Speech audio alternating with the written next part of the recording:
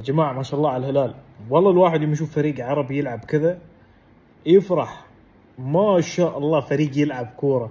صح انه صار ارهاق في اخر ربع ساعة تقريبا واللعيبة بدأت تطيح ومدريد كان قادر انه يفوز في المباراة، ولكن انك تمسك مدريد الشوط الاول كامل تلعب عليه كورة محترمة، يا ودي اقول يخرب بيتكم بس لا ما شاء الله عليكم ما شاء الله.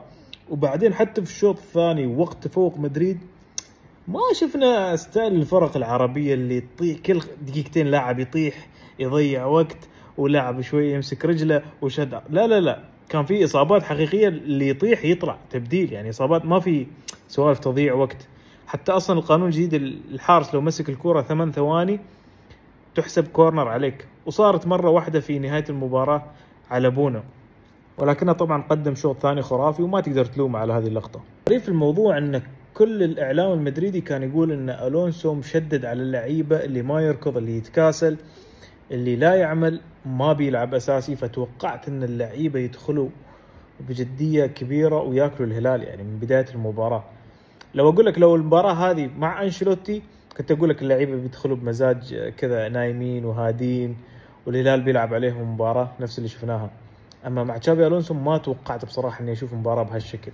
مع نجوم المباراه بصراحه اشوف هويسن الجديد لاعب مدريد يبشر بالخير، المدافع والمهاجم الصغير يا اخي عفريت، والله عفريت، كسب اغلب الرأسيات كسبها رغم انه قاعد يلعب ضد مدافعين اطول منه. فبصراحه مجنون في العرضيات، هذا راح يفرق وراح يجيب نقاط كثيره للمدريد في المباريات المغلقه. مع الهلال عندك سافيتش، بصراحه هذا مجرم كوره في الهواء، رأسيات بالصدر في الأرض، كل شيء شغال. يخرب بيتك يا شيخ ما شاء الله عليك. سالم الدوسري احترام كبير. ناصر الدوسري أنا انصدمت منه، تقريبا باساته كلها صح، قاعد يلعب كورة نظيفة ما يغلط.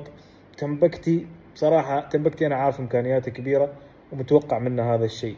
وأخيرا كوليبالي اللي كان نايم طول الموسم الماضي ومش مركز وأغلاط تافهة، اليوم شفت وحش، اليوم شفت كوليبالي. اما بونو ما نقدر نتكلم عليه بصراحه. كل لعيبه الهلال، روبن نيفيز مباراه كبيره والله، كلهم نجوم. اخيرا عزيزي المدريدي والهلالي، شو كان شعورك في المباراه؟